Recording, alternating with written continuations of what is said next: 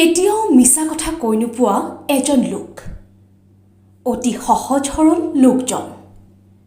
আনে গালি পাৰিলেও মনে মনে ঘৰলৈ উভতি আহে লোকজন। ২৫ বছৰৰে পৰা লোকজনে কৰি আহিছে দিন হাজিৰা। দিন হাজিৰা কৰি পৰিয়াল পোহপাল দি আহিছিল লোকজনে।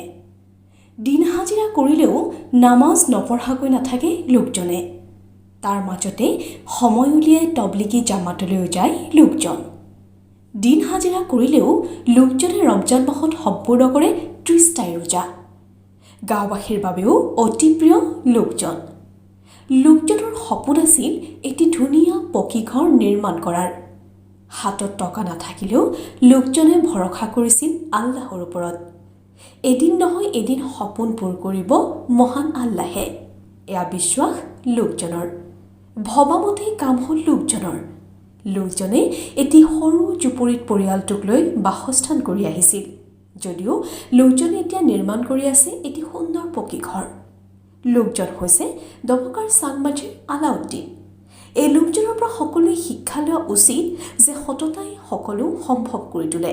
হিংসা, অহংকাৰ, ঘৃণা আদি হৈছে মানুহক ধ্বংস কৰি তোলাৰ এক কাৰণ। গতিকে আমিও প্ৰত্যেকজন ব্যক্তিয়ে মনত হিংসা, ঘৃণা, অহংকাৰ আদি মনোভাৱ ত্যাগ কৰি আলাউদ্দিনৰ দৰে জীয়াই থকাটো অতি প্ৰয়োজনীয়। হয়, তেখেতে হাজিৰা কৰি কৰি এটা ঘৰ বনোৱাৰ সপোন দেখিছে, ধুনীয়া ঘৰ। আৰু ইমান গৰমতো তেখেতে ক'ৰবালৈ কামত গ'লেও তাতেও গৈ তেখেতে নামাজ আদায় কৰে। আৰু যিমানেই গৰম নহওক কিয় তেখেতে ৰোজা মাহত ৰোজা আদায় কৰে আৰু সকলো ইছলাম ধৰ্মাৱলম্বী নিয়ম নীতি মানি চলে।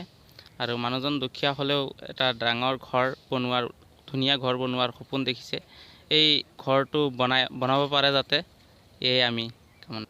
হয়, সকলো মানুহৰে এটা সপোন থাকে। ধনী দুখীয়া সকলোৰে সপোন থাকে। সপোন দুখীয়াৰ মাজত থাকে, তেওঁৰ সপোন যাতে বাস্তৱায়িত হয়। আৰু এনেকুৱা সকলোৱে নিৰাশ হ'ব নালাগে যে মই দুখীয়া বুলি মই এটা ভাল ঘৰ বনাব নোৱাৰিম। সকলোৱে বনাব পাৰিব, চেষ্টা কৰিব লাগিব। আৰু সকলোৱে ইচ্ছা আৰু চেষ্টা দুয়োটা একেলগে কৰিব লাগিব, কৰিলেহে মানুহে সফল হ'ব পাৰিব। এটা আমাৰ ইছলাম ধৰ্মীয় নীতি, মিছা কথা ক'ব নালাগে। এইটো আমাৰ হুজুৰ ছাল্লাল্লাহু আলাইহি ছাল্লামে কৈছিল যে মিছা কথা ক'ব নালাগে। সেই নীতি অনুসৰি নীতি মানি গৈছে, ভাল লাগে এনেকুৱা সৎ আৰু সঁচা কথা কোৱা মানুহ। নাই, মোৰ চকুততো এনেকুৱা দেখা পোৱা নাই। এজন বহুত ভাল মানুহ তেখেত। দুখীয়া হ'লেও মানুহজন বৰ ভাল মানুহ।